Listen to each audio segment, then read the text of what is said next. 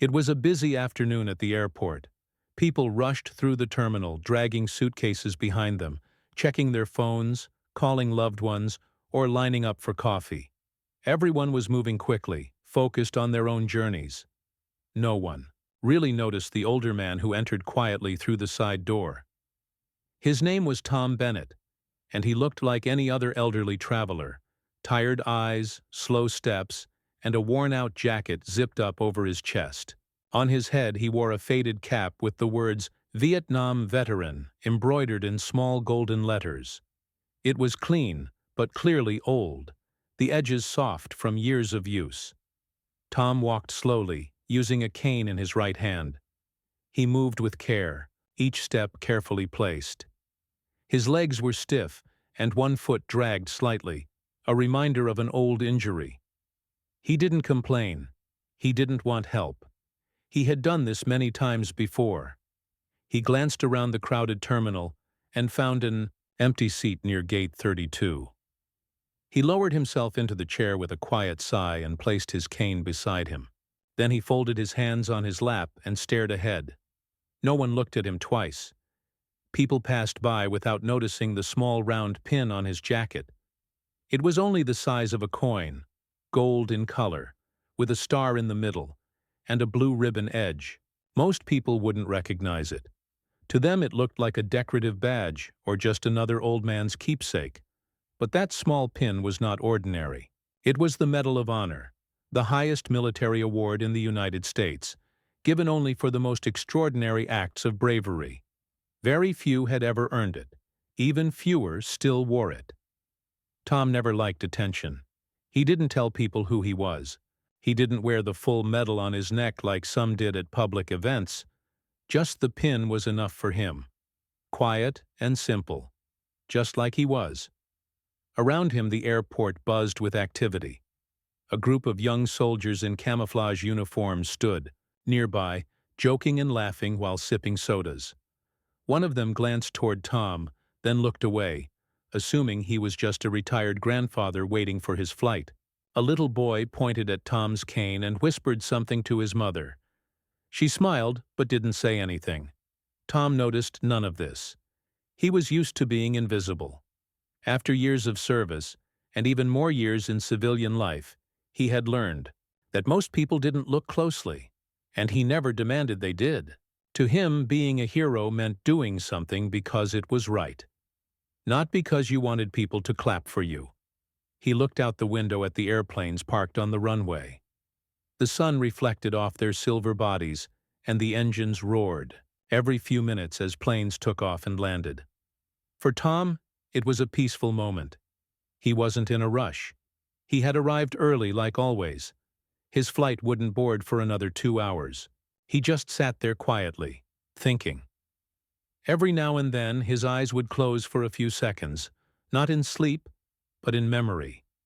The past always found ways to return, especially in places filled with people, noise, and movement. His mind drifted, back to jungles, helicopters, and voices shouting over gunfire. The images were never far away, even after all these years. But he had learned to live with them.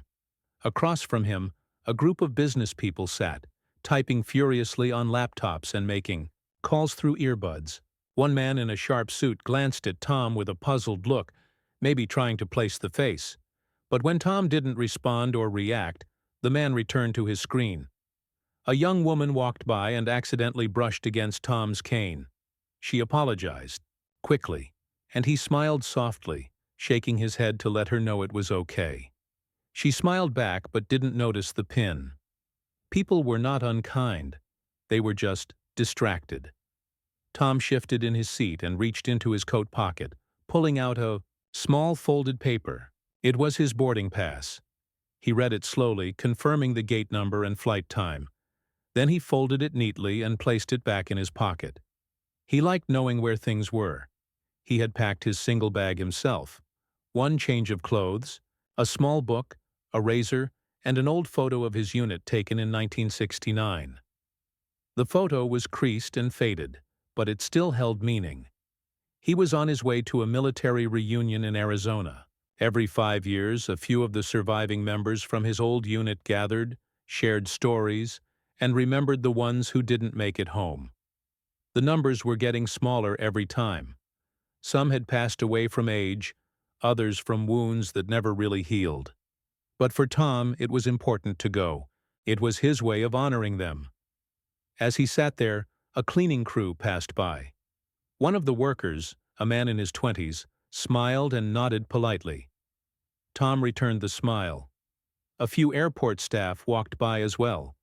One of them, a young woman with a clipboard, stopped briefly near his chair, scanning the area for any trash. Her eyes landed on the pin for half a second, then moved on. She probably didn't know what it was. Most didn't. Tom didn't mind. In fact, he preferred it this way. He had spent years living in a quiet neighborhood, mowing his lawn, helping his neighbors, and volunteering at the local VA hospital. He didn't hang his medals on the wall. He didn't tell children at the school who he used to be.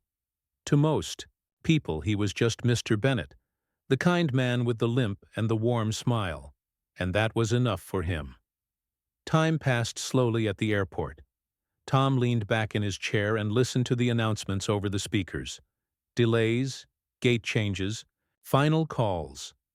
He watched as more people arrived, families with babies, elderly couples, young travelers with backpacks. Everyone had somewhere to be. And everyone walked right past him. He wasn't offended. In fact, he found something beautiful in being part of a crowd, just one more traveler among many. He didn't need special treatment.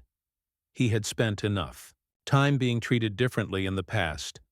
In battle, he had been the one others depended on. In recovery, he had been the one people admired. Now, in his quiet years, he simply wanted to move through life without noise. Still, a small part of him sometimes wondered, what if people knew? Would it change the way they saw him? Would they be surprised that someone who looked so ordinary had done something extraordinary? The truth was, he never considered himself a hero. What he did all those years ago, he did for his friends, for the men beside him in the mud and the smoke. He didn't want medals. He didn't ask for honor. He just wanted to bring his brothers home. That some didn't make it, that was the part that stayed with him. His fingers touched the edge of the pin on his jacket. It was smooth, polished, over time. He had worn it only since the reunion committee had asked him to. They said it might help others recognize him at the airport. He had agreed, but he hadn't expected much, and so far his guess was right. Another hour passed. A man, in a wheelchair, rolled up and took a seat nearby. Tom nodded to him. The man smiled and nodded back. They didn't speak, but in their silence, there was understanding. Something shared between strangers who had seen life's harder side. Finally, a soft voice came over the intercom, calling pre-boarding for passengers who needed assistance. Tom glanced at his ticket, again, then slowly began to stand. His joints ached, and he had to push himself up using both hands on the armrest. He reached for his cane, balanced himself, and began walking toward the gate. Still, no one noticed, but all of that was about to change. Unseen by Tom, a young lieutenant standing nearby had just looked up from his phone. His eyes scanned the crowd, and then stopped, frozen, on the pin on Tom's jacket. At first he wasn't sure, but then recognition hit. His training kicked in. His heart quickened, because that pin wasn't just a badge, it was the badge. Many years before that quiet airport afternoon, Tom Bennett was just a young man from a small town in Kentucky. He had grown up on a farm where hard work was part of life and respect was earned, not given. His father was a quiet, firm man who believed in discipline, and his mother was gentle, always humming old songs while she cooked or hung clothes on the line. Tom wasn't rich, but he had everything he needed: family, food, and fields to run in. After high school, like many boys, his age in the 1960s, Tom felt the pull of duty. The Vietnam War was getting worse. News of young American soldiers dying overseas filled every newspaper. Some young men avoided the draft. Others burned their draft cards in protest. But not Tom. He believed in service. Maybe it was how he was raised. Maybe it was the way his grandfather used to tell stories about World War II. Whatever the reason, Tom enlisted voluntarily. He was just 19. Boot camp was tough. The early mornings, endless running, and constant yelling from drill. Sergeants tested every man there, but Tom didn't complain. He learned quickly, listened more than he spoke, and earned quiet respect from his fellow soldiers. He wasn't the fastest or strongest, but he was calm under pressure, and that would matter more than anything else later. After training, he was sent straight to Vietnam. The country was hot, humid, and dangerous. The jungle never slept. There were bugs the size of fists, rivers that smelled like rot, and the constant threat of ambushes. But Tom didn't think about the fear. He focused on his job, watching his teammates' backs, staying alert, and doing what needed to be done. His unit, known as Bravo Company, was tight. They ate together, slept side by side in muddy tents, and trusted each other with their lives. There was Private Lopez, who told jokes even under fire. Sergeant Riley, who had already been wounded twice and kept coming back. And Jenkins, the radio operator who could find a signal even in the deepest jungle. These were Tom's brothers. He wasn't fighting for politicians or medals. He was fighting for them. Then came the mission that changed everything. It was supposed to be a routine patrol near the border. But something went wrong. Deep in the jungle, they were ambushed. Gunfire rained from the trees, and explosions shook the ground. Within minutes, chaos took over. Men were down. Screams filled the air. Smoke blinded them. Tom was near the back when it started. He saw two soldiers fall instantly. Another was bleeding from the leg, calling for help. The squad leader shouted orders, but the noise drowned his voice. Most of the unit scrambled for cover, but Tom didn't. He ran toward the wounded. Bullets zipped past his ears, but he didn't stop. He reached the first man, Private Harris, dragged him behind a fallen tree, and shouted for someone to cover him. Then he sprinted back, low to the ground, to get the second man. A grenade exploded nearby and threw him off balance, but he crawled the last few feet and pulled the soldier, even though the man's body was heavier than Tom expected. Tom was shot in the shoulder. He didn't notice. Then came the worst part. Their medic was hit, and no one else knew how to treat the wounded. Without thinking, Tom grabbed the medic's bag and started applying pressure, wrapping bandages, and injecting morphine. Things he had only watched others do before. His hands shook, but he worked fast. The enemy kept firing. At one point, someone shouted that the radio was down. No backup was coming. That's when Tom made a choice. He took off his helmet, tied a strip of white cloth to a stick, and waved it just high enough for the enemy to see. For a brief moment, there was silence. A strange, tense pause in the middle of hell.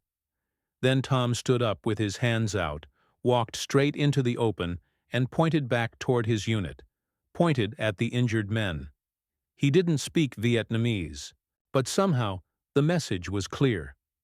A few seconds passed. Then a figure from the enemy's side shouted something. One of the Vietnamese fighters stepped forward and nodded once, just once. That silent agreement gave Bravo Company 15 minutes to evacuate the wounded. Not much, but enough. Tom worked like a machine. He lifted men onto stretchers, guided the others, and finally, when he tried to pull the last man, Jenkins, toward safety, a shot rang out. It hit Tom in the leg and dropped him instantly, but he didn't stop. With blood pouring from his thigh, he dragged himself across the mud, pulling Jenkins with him, inch by inch, until they were behind the trees. When the shooting started again, Tom had already passed out. Later, at a field hospital, doctors told him he was lucky to be alive. The bullet in his leg had shattered bone, and the infection nearly killed him. He would walk again, but not without a limp. His war was over. He was being sent home. He didn't want to leave. He argued with the officer, saying he could still help, that there were other jobs, radio work, training, something. But the order was final. He was to return to the United States with honors. What he had done, the officer said, was beyond brave. It was heroic to a level rarely seen. Tom didn't think so. To him it had been simple. His friends were dying, and he couldn't leave them. He was flown back to the U.S., where he spent several months in a military hospital. Reporters tried to interview him. A few news stations even showed up at the hospital gates. But Tom refused. He didn't want to talk about it. He didn't want to become a symbol. One afternoon, in a quiet ceremony in Washington, D.C., Tom Bennett was awarded the Medal of Honor. A general placed the medal around his neck and saluted him. Photos were taken. Speeches were made. But Tom didn't say much. He just nodded, shook hands, and left as soon as he could. Back in Kentucky, people greeted him like a hero. The mayor gave him the keys to the city. The school put his name on a wall. But Tom felt uncomfortable with all of it. He didn't think he had done anything special. The real heroes, he said, were the ones who didn't come home. So he moved away. He settled in a quiet town 2 states over where no one knew his past. He took a job as a school janitor, sweeping halls and fixing broken windows. The children liked him. He always had a kind word or a quiet smile. On weekends, he volunteered at the VA hospital, reading to blind veterans and helping with paperwork. He never mentioned the war. He never told anyone about the medal. Even after retirement, he kept to himself. His neighbors knew he was a veteran, but they didn't know the details. He didn't display the medal. He kept it in a small wooden box, along with the photo of Bravo Company and a few worn letters from old friends. Years passed like that. Quiet, steady years. When the reunion invitations began arriving in the mail, Tom hesitated. He hadn't seen most of those men in decades. But part of him wanted to go. He wanted to see who was still alive, to hear stories, to remember. So he decided to attend. That's what brought him to the airport that day. As he sat alone at gate 32, waiting for his flight, he wasn't thinking about the medal. He was thinking about Lopez's laugh, about Jenkins fumbling with the radio, about Sergeant Riley's stubborn grin. He was thinking about the mud, the trees, and the silence that came after battle. And maybe, just maybe, he was wondering if anyone would remember. Because Tom Bennett didn't need applause. But like every soldier who gave everything for others, he deserved to be seen. The young Army lieutenant who noticed Tom Bennett's Medal of Honor pin had sharp eyes, trained to catch the small details that most others missed. His name was Lieutenant Michael Harper, just 27 years old, and still fresh in his military career. He had seen that exact kind of lapel pin before, but only in books and training videos. In all his years at the academy, instructors had taught that if a soldier ever spotted someone wearing the Medal of Honor, no matter where, no matter who, they must immediately show the highest respect. At first he wasn't completely sure. He stared at the pin on Tom's jacket, trying not to be obvious. His heart beat faster. It looked like the Medal of Honor lapel pin he had memorized during training. The 5-pointed star in the center, the tiny blue and gold details. He looked at Tom, sitting there quietly with his cane, dressed plainly, not drawing attention, to himself. Could it really be? Michael nudged the sergeant standing next to him and whispered, "Hey, look over there. Do you see the pin that man is wearing?" The sergeant squinted. "Yeah, looks familiar." Michael's voice was hushed but firm. "I think it's a Medal of Honor." That sentence changed everything. Without a second thought, Michael stood up straight, fixed his posture, and began walking toward Tom Bennett. As he approached, he adjusted his uniform, wiped his palms on his sides, and prepared himself. He didn't know who the man was yet, but if he was right, This wasn't just an ordinary veteran. This was someone who had earned the nation's highest military recognition, the kind of man young soldiers only read about. When Michael reached, "Tom," he stopped at a respectful distance, snapped his heels together, and gave the sharpest salute he had ever made. His hand was stiff, his expression serious. Tom looked up, surprised. His eyes met Michael's for a second. He didn't return the salute. Instead, he looked puzzled. Michael spoke, his voice calm but full of emotion. "Sir," he said, "is that a Medal of Honor pin you're wearing?" Tom glanced down at the pin. He nodded slowly. "Yes, it is." That was all it took. Michael's heart jumped. "Sir," he said, "it's an honor to meet you." Tom gave a small smile. "Thank you, son. You don't need to salute me."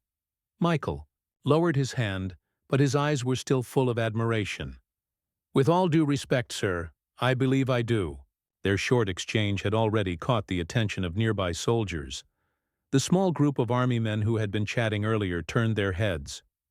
When they realized what was happening, they stopped mid-sentence. One by one, they stood up. Straight. One by one, they saluted. A few seconds later, a Marine noticed. Then 2 Air Force officers. Word started to spread. "Who is he?" "That's a Medal of Honor recipient." "Where?" "Right there by Gate 32. Soon, passengers began turning their heads. Some saw the soldiers saluting and thought it was just a group drill. Others grew curious. An older woman leaned over to her husband and whispered, "What's going on?" A man nearby replied softly, "I think that man over there, I think he's a war hero." More soldiers from different branches approached. They didn't know Tom's story. They didn't know his name. But the Medal of Honor was sacred.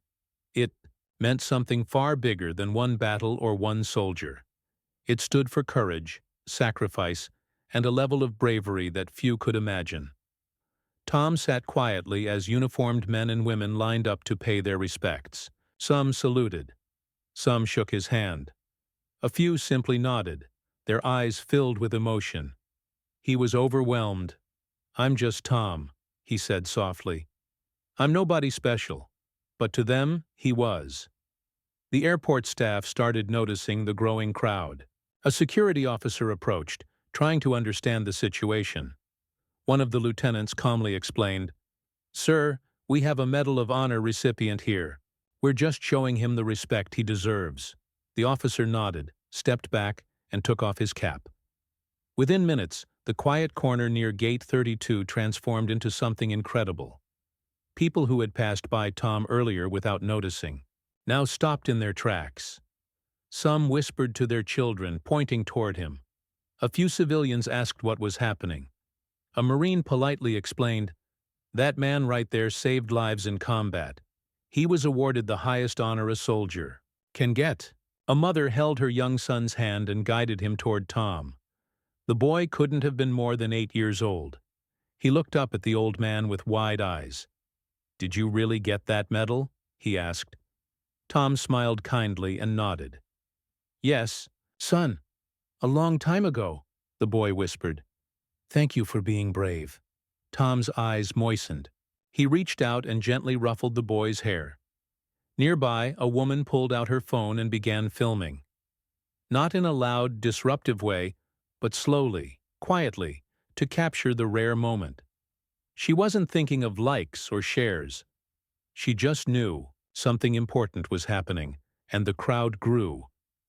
One of the gate agents stepped away from her desk, approached Tom, and said softly, "Sir, would you mind if we made an announcement?" Tom looked confused. "What kind of announcement?" She smiled. "Just a small one. About who you are." Tom hesitated. He had never wanted attention. But he saw the faces around him. Young soldiers, old veterans, curious children. All waiting. All watching. Maybe this moment wasn't just about him. Maybe it was about something more. He gave a slow nod. The gate agent returned to her desk. She picked up the microphone, cleared her throat, and spoke gently over the intercom. "Ladies and gentlemen, May I have your attention, please? We have a very special guest among us today. Mr. Tom Bennett, sitting here at Gate 32, is a Medal of Honor recipient. He served bravely in Vietnam and risked his life to save others during combat. We are honored to have him here with us. There was a moment of stillness. Then came the clapping. Soft at first, then louder, then all around. Passengers stood up. Military personnel saluted again. Children clapped. A woman near the back wiped away tears. It wasn't a loud cheer like at a sports game. It was a deep, respectful applause, the kind that comes from the heart. Tom sat still, deeply moved. His hand trembled slightly on his cane. For years, he had gone unnoticed. For decades, he had lived a quiet life. And now, in a simple airport terminal, strangers were standing for him. Not because he asked, not because he told them, but because they saw him, and they finally understood. He looked around and saw something even more powerful than recognition. He saw unity. Soldiers of all branches, civilians of all ages, people from different backgrounds, all joined together in respect. A young Air Force captain came forward and said, "Sir, we'd be honored to escort you to your flight." Tom shook his head with a small smile. "I think I can manage," but the captain insisted. "Please, sir, it would mean a lot to us." So Tom stood, slowly, with the help of his cane. Two uniformed officers stood by his side. As he began walking toward the boarding gate, the crowd parted for him, like a quiet parade. Salutes followed him. Murmurs of gratitude filled the air. "Thank you, sir. You're a true hero. God bless you." Before he boarded, Tom turned around one last time and looked at the crowd. So many faces. So much warmth. He nodded once, almost shyly. Then he stepped through the gate. That moment didn't end there. The video the woman had taken was posted online later that day. It went viral within hours. Comments poured in. People shared it with messages like, "This is the kind of respect we need to show. Heroes walk among us, quietly." "Thank you, Mr. Bennett." News channels picked up the story. Veterans. Groups reached out to him. Old friends from his unit, who hadn't seen him in decades, recognized him from the video and called. Some hadn't even known he was alive. But Tom didn't care about the fame. To him, what mattered was that for a brief, beautiful moment, the symbol he wore, a tiny pin on his jacket, had reminded everyone of something important. That real courage doesn't always shout. Sometimes it sits quietly, hoping to be forgotten.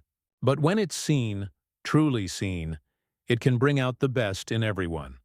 And that day, at Gate 32, it did.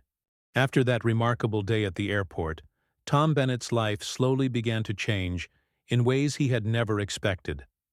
Up until that moment, he had been a quiet man, living humbly and almost invisibly, even among those who knew him as a veteran. But the sudden attention brought him back into the spotlight, something he had spent decades avoiding. At first, Tom was unsure how to handle it. He was not used to the spotlight or the endless questions. When reporters called, he politely declined. Interviews. When old soldiers reached out, he was cautious, worried about reopening old wounds. He felt that the true story was not his alone to tell. It belonged to every soldier who had fought, suffered, or died beside him. Yet, deep inside, he knew that if his story could inspire even one person, then maybe it was worth sharing. The viral video of the salute spread quickly, touching hearts far beyond the airport. Veterans groups and military organizations began inviting Tom to speak at events and ceremonies. They wanted to honor him, not just for that one day, but for the incredible courage he had shown years ago in Vietnam. Slowly, Tom started saying yes. He traveled across the country, visiting schools, hospitals, and military bases. In every place, people listened carefully as he spoke. Not just about the war, but about the meaning of courage, sacrifice, and brotherhood. His voice was steady but soft, carrying the weight of experience and humility. Children were especially moved, many writing letters to thank him for his bravery. Tom met many veterans who had similar stories of hardship and heroism, but who had never been recognized. He learned about the struggles some faced after returning home: loneliness, physical injuries, and mental scars that never healed easily. He became an advocate for veterans, working quietly behind the scenes to improve their care and support. At one event, he was approached by a young soldier who had lost both legs in combat. The soldier's eyes were full of pain but also hope. "Sir," he said, "your story gives me strength. I want to be as brave as you one day." Tom placed a gentle hand on the soldier's shoulder. "You already are, son. Bravery isn't about medals or recognition. It's about facing what life throws at you and never giving up." Despite the growing attention, Tom never forgot his quiet roots. He continued volunteering at the VA hospital and stayed close to the simple community where he had settled years ago. For him, humility was more than a trait. It was a way of life. He believed that true heroes didn't need to shout their stories. They simply lived them, day by day. Over time, Tom's message reached even more people. Schools included his story in history lessons. Documentaries featured his experience in Vietnam. Young soldiers learned about him as an example of courage in the face of impossible odds. One day, Tom received an invitation from the Pentagon itself. The Army wanted to honor him in a special ceremony, not just for his Medal of Honor, but for his continued dedication to veterans and the country. It was a formal affair, filled with generals, politicians, and dignitaries. Tom was nervous but proud. He wore his uniform for the first time in years, polished and neat. When the ceremony began, he listened as leaders spoke of his bravery and kindness. When it was his turn, he stood before the crowd and spoke from his heart. He told them about his fellow soldiers, about Lopez's jokes, Riley's courage, Jenkins's loyalty. He reminded everyone that the Medal of Honor was not just a symbol for one man, but for all who had served and sacrificed. He urged the crowd to remember the unseen battles many veterans still faced. After the ceremony, many approached him with tears and gratitude. A four-star general shook his hand firmly and said, "Tom, your courage has inspired us all. We salute you, not just today, but every day." Tom smiled, feeling a deep sense of fulfillment. He knew that his journey had come full circle, from a young soldier risking his life in a jungle to a respected elder inspiring a new generation. But even with all the honors and applause, Tom remained the humble man from Kentucky. He understood that the true medal was not the one pinned to his chest, but the respect and gratitude of those who understood what it truly meant to serve. Back in his small town, Tom often sat on his porch, watching the sunset. Sometimes, neighbors stopped by to share a story or simply say hello.